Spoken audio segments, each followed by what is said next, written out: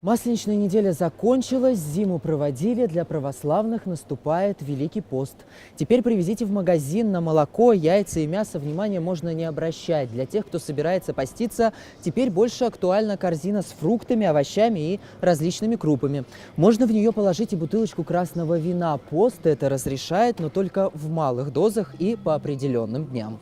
Двери в трапезную Толкского женского монастыря сегодня закрыты. Для монахинь первый день поста – полное воздержание от пищи. Исключение только для тех, кто болеет. В это время человек должен осознавать именно вот время прожитое, что он сделал, как он сделал, вот свои поступки какие-то рассмотреть. И самое главное – рассмотреть свои страсти. В постном меню монастырской лавки выпечка, где вместо муки использована манка, сухарики, соленья и даже постный шоколад.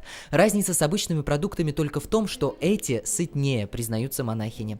О пользе Великого поста говорят и светские. Врачи уверяют, воздержание в еде способствует очищению организма. Главное – не переусердствовать.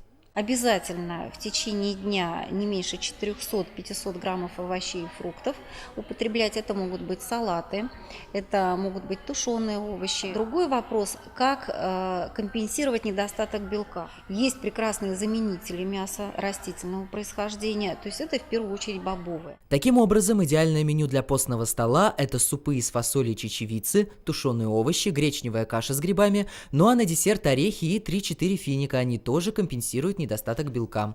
Как выяснилось, не все ярославцы готовы изменить свой рацион. Впрочем, есть и исключения. Не знаю, никогда не придерживалась просто этого. Как вам сказать? Последнюю неделю, возможно. Пост соблюдается у нас круглосуточно. С нашей работой мы не кушаем. Во-первых, это для здоровья хорошо.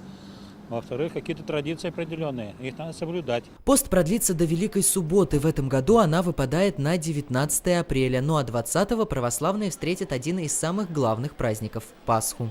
Иван Уваров, Олег Лушников. День в событиях.